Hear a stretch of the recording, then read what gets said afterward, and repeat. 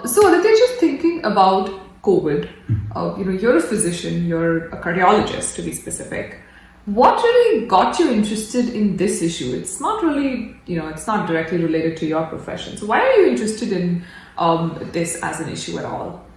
Well, I think it was the realization with COVID that it is related. I was interested in public health, in cardiology, and whatever I was doing. And I realized that regardless of what you do in your life, if you do not understand these issues that are affecting all of us, COVID being just one of them, you will not have the power to control your life and you will not be able to build a better world.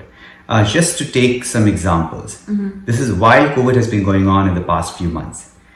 India, East Africa, Pakistan, Iran, all these regions have been suffering from a severe locust attack that is threatening food security.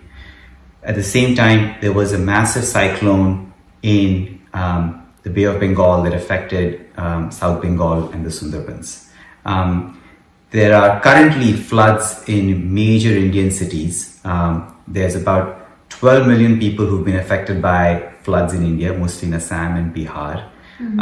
And just in the past few days, there have been massive wildfires in California. The highest temperature ever recorded has recently been recorded in California. And what's happening is that you've had thousands of lightning strikes amidst dry, hot weather that has started forest fires. And California currently has some of the worst air quality in the world. This is all happening concurrently with COVID.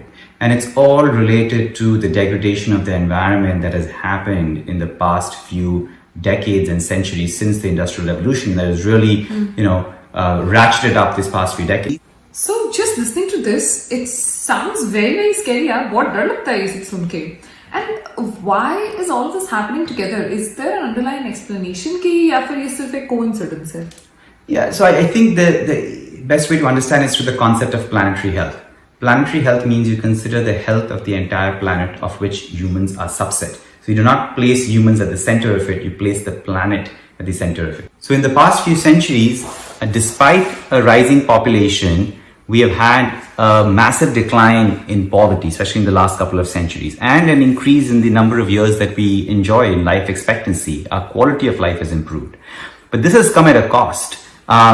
Water shortage is at increasing every year, and a lot of this have felt this at a personal level. There is increased acid in the oceans that's killing a lot of ocean wildlife. Our carbon dioxide emissions are going up dramatically, which is leading to a lot of temperature change. But again, climate change is only a part of it.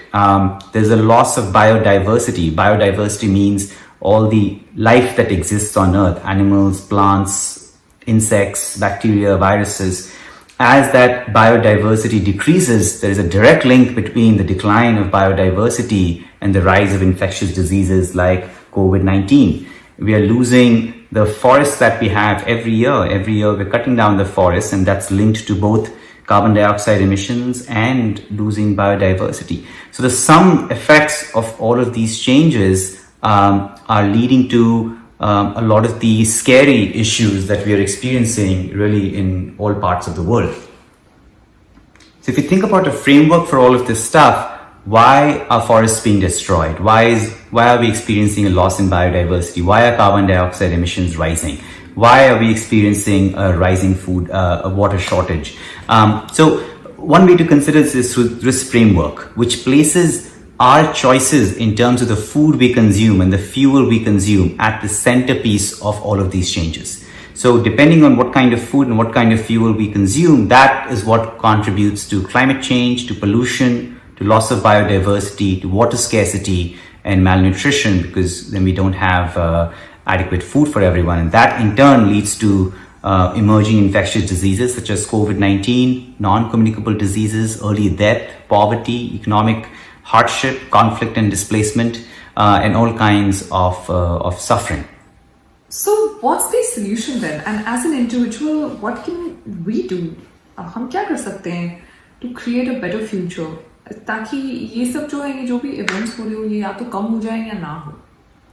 So I think as individuals and collectively, we have to exercise better choices in the food we consume and the fuel we consume. And we have to change our society to do that.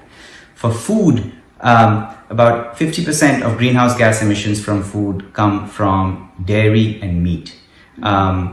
We have to reduce, if not eliminate, the consumption of meat and dairy in our diet. And part of the reason why this contributes to such a high load of emissions is because a lot of the food that is grown is fed to animals.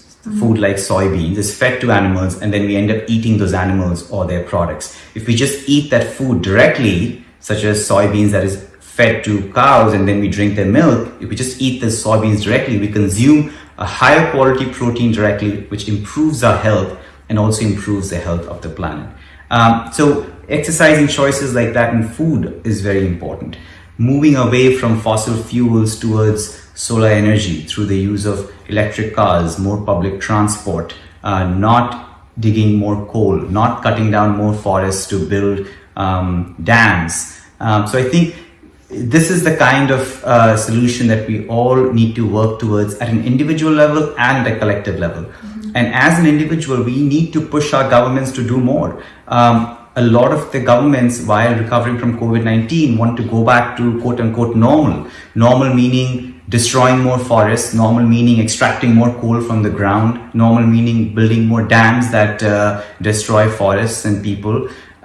So this is the definition of insanity, doing the same thing over and over again and expecting different results. Instead, we have to push our governments towards a green recovery from COVID-19. What does a green recovery mean? Investing in industries and jobs that can create sustainable development. And there are many of those.